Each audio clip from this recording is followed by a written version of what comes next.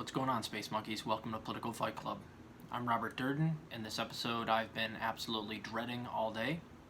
If you guys have paid attention to anything going on in Lefty Twitter space or YouTube space, you know that former Senator and Lefty hero Mike Gravel has died. He was 91 years old. He died in his sleep last night.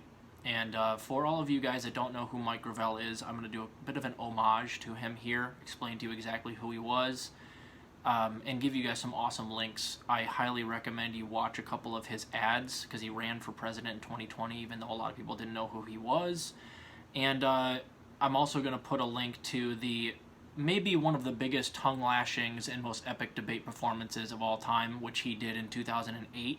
And he absolutely crushed, I think it was Hillary Clinton and Joe Biden, for sure, and Obama was in there too, but Gravel particularly went after some of the older upper tier leaders in that race in absolutely epic fashion on anti-imperialism, and he made references to the Vietnam War, which I'll get to that. So he's most notable he was very much a lefty senator, but the thing that he was most famous for was he actually read the Pentagon Papers, which were given to him by Daniel Ellsberg, on the floor of Congress when they were refused to be publicized or put into publication by the New York Times. That was very brave. The Pentagon Papers showed the war crimes that Americans were committing on the Vietnamese during the Vietnam War. And this is extremely lefty, especially for the time, and the human thing to do. And, mainstream publications back when this came out wouldn't even touch it. So he read them on the floor of Congress, which is bravo. On policy, Gravel is very much like Bernie Sanders, but arguably he's actually even a little bit more lefty. He's more anti-imperialist, and there's no one as anti-imperialist in American politics.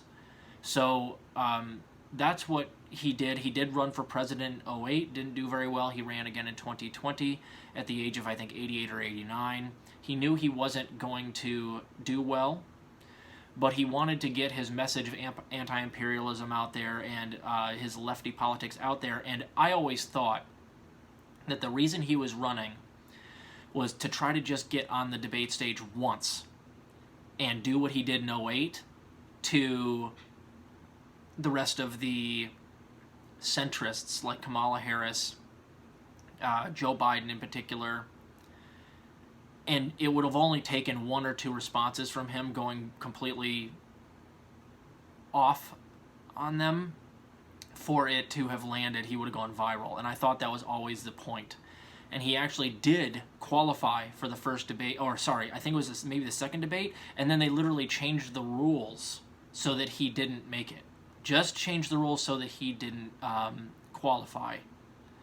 And then they later changed him back so that Michael Bloomberg could be on the debate stage later. That tells you exactly how fair our politics is. So in the 2008 debate, he absolutely eviscerated Hillary Clinton and Joe Biden. They're both on the stage. You can see them. They're in the center stage because they were some of the front runners back in 2008. And he crushed them on, how we should not start any more wars, we should end all of our wars, and that the people that want to keep people in the Middle East, keep troops in the Middle East, because they say that if we pull them out, it's going to cause a lot of deaths to the troops. He had the famous line, yeah, but the only thing worse than dead troops is keeping them there and making more dead troops. He was a great guy. And then eventually, when he did run in 2020, he had two teenagers run his campaign for him, and they did an excellent job.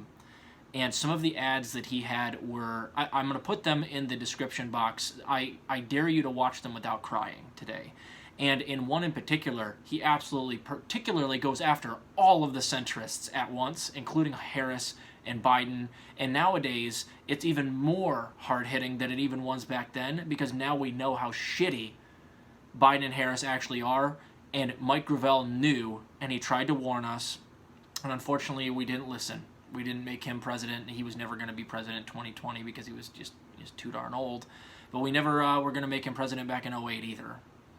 but we can learn from what he did, and we can not allow his memory to be tarnished or forgotten, and run with the ideas that he started for a lot of us. You know, if it weren't for him and Bernie, and even to some extent, you know, other older lefties who have done their best to not sell out, there aren't many, they got the ball rolling for us now, not just commentators and people in news and other politicians, but everybody on the left. He set the groundwork, and he was a great guy. So the ads absolutely eviscerate everybody that ran in 2020 that was a centrist, and I believe he did endorse Bernie when he dropped out, and you know, we kind of missed an opportunity with Mike Gravel. If we were a little bit more forward thinking in our politics in 08, maybe he would have had a chance, but he didn't. But he still did absolutely rock all the centrists while on the debate stage. And of course, him reading the Pentagon Papers on the floor of Congress cannot possibly be overstated as to how important that was and how brave he was to do it. So, rest in peace, Mike Gravel. See you along down the road, buddy. And please watch the videos. It'll give you a good idea of who he was.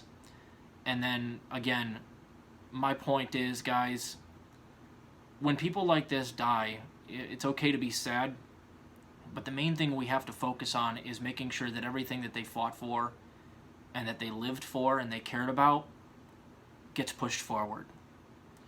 All the momentum that somebody like Mike Gravel put into the leftist movement, we can't allow that momentum to be squandered. We have to keep pushing. Do what he did.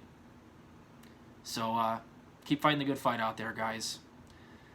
And we'll keep fighting for the things that Mike Gravel cared about. I'll see ya.